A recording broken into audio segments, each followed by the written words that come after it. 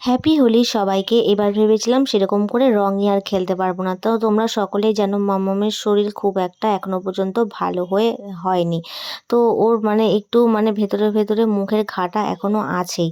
তো ভাবছিলাম যে এবার সেরকম করে রং খেলবো না, শুধু সামান্য একটু সবার গালে গালে দিয়ে তো ঘরে ঢুকে পড়বো। তারপরে সকালবেলা চলে গেছিলাম এখানে ব্রেকফাস্ট করার জন্য। সকালের খাবারটা সব রেডি করেই তারপরে ওদিকটায় যেতাম। কেন, রং লেগে গেলে আর রান্নাঘরে না আসা যায় না। সেগুলো যদি আবির টাবির খাবারে পড়ে তখন মানুষের শরীরও কিন্তু খারাপ করবে। দেখো এদিকে করতে করতে এদিকে মামামও চলে এসেছে। ও আমার পাশে বসে সবজি কাটা দেখছে, আর ওকে নিয়েই আমি বসে পড়েছিলাম এখানে সব কিছু রেডি করার জন্য। তারপরে সব কিছু রেডি সেডি করে দিয়ে এরপরে কড়াইটা বসিয়ে দিয়েছিলাম তাড়াতাড়ি করে, কেন বাইরে অনেকেই আমাকে ডাকছিল। তারপরে এখানে আলু টালু একটু আলুর তরকারি আর লুচি করতাম। তারপরে দেখো এখানে কান্নাকাটি স্টার্ট, কেন জানো, ওষুধ খাওয়ানোর পালা শুরু হয়ে গেছে। ওষুধ কিছুতেই খেতে চায় না, এরকম কিন্তু জেদি ছিল না, কেন এবারটাই ও এরকম করছে ওষুধ খাওয়ার জন্য। ওষুধ কিছুতেই খাবে না। তারপরে থালাতে রং সাজিয়ে নিয়েছিলাম যে এবার সবার পায়ে দিয়েই আমরা রং খেলা শুরু করব এবং বাইরে যাব। প্রথমে ধৃতি ওর ঠাম্মির পায়ে দিয়ে নিল, দিয়ে তারপরে আমরা সবাই সবার পায়ে দিয়ে দিয়েছি। তারপরে দেখো ধৃতি এখন ওর পাপার পায়েও দিয়ে দেবে। ও দিয়ে টিয়ে আমরা এইটি করে এবার যাব বাইরে। আমাকেও সবাই একটু রং দিয়ে দিয়েছে। হ্যাঁ, আমি একটু গেছিলাম পাশের বাড়িতে একটু রং দেওয়ার জন্য। তারপরে বাইরে এসে ওর দাদিকে, তারপরে এই দেখো ম্যাডাম তো উপরেই দাঁড়িয়ে আছে যে ও নামবে না, ওর রান্নাই এখনো পর্যন্ত হয়নি। তো আমি ভেবেছিলাম বেশি খেলবো না, এখানে তো জল দিয়ে খেলা স্টার্টও হয়ে গেছে।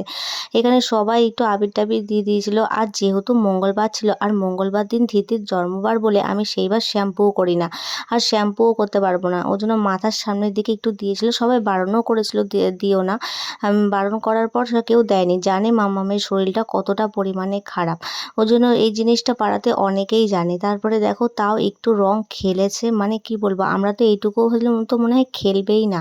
তারপরে তো সুমির অবস্থা একদম খারাপ, বলছিল যে রং খেলবো না খেলবো না করে ওকে বাইরে বের করে সবাই ভূত করে ছেড়েছে। তারপরে শুরু হয়ে গেছে এখানে মহাভারতের যুদ্ধ। দেখতেই পাচ্ছ বালতির জল নেই, জল যদি না মাথায় ঢালা হয় তাহলে কি আর রং খেলা হয় বলো।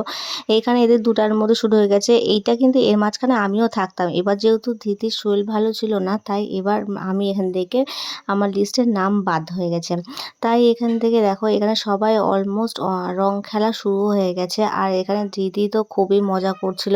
আমি তো খালি ওকেই দেখে রাখছিলাম যে ওর যেন কোনো কিছুতে চোখে ঠোকে না পড়ে, কেন আমি ওকে নিয়ে খুবই টেনশনে থাকি সবসময়। যবের থেকে না ওর শরীরটা খারাপ হয়েছে তবের থেকে ওকে নিয়ে দেখো এইদিকে আবার জল ঢেলে দিয়েছে মাথার মধ্যে।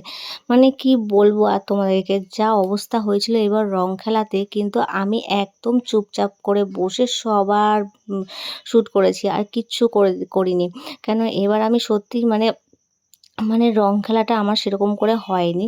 মামাম দেখো এখানে বসেছিল, ও সবারকে দেখে দেখে মজা নিচ্ছিল, ওর খুব ভালো লাগছিলো। তারপর রং টং খেলা করে চলে এসেছিলাম বাড়ি। তো বাড়িতে এসে আজকের মতন এখানেই রং খেলা শেষ। পরের বছর আবার হবে। ভিডিওটা ভালো লাগলে অবশ্যই এটা লাইক অ্যান্ড কমেন্ট করে দিও। টাটা।